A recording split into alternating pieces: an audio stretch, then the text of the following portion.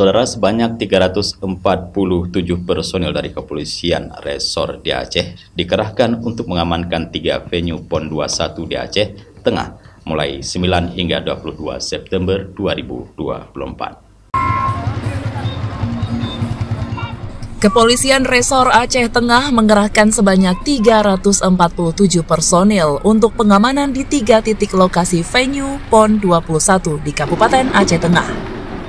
Untuk venue cabur Bright di Hotel Portola Grand Renggali dikerahkan sebanyak 11 personil dan pengamanan venue sebanyak 11 personil.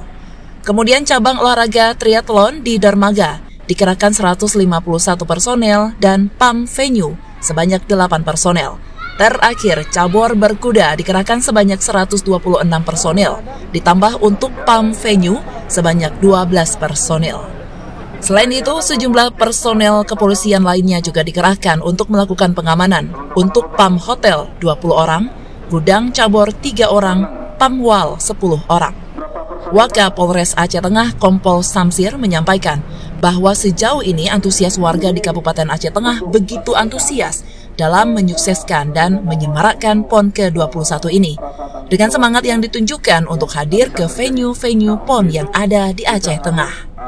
Baik Pak, terima kasih untuk pengamanan cabur PON yang wilayah hukum Aceh Tengah berjumlah sebanyak 347 personil, di mana terbagi dari pacuan kuda 126 personil, pengamanan venue itu 12 personil. Kemudian untuk triathlon kita siapkan 151 personil, untuk PAM venue sebanyak 8 personil. Sedangkan untuk BRIT sendiri itu 11 personil dan venue itu 6 personil.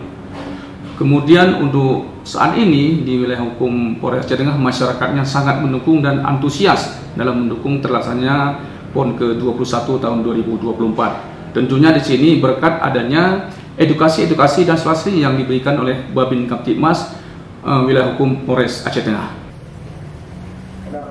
Dari Aceh Tengah, Tim Liputan Aceh TV melaporkan.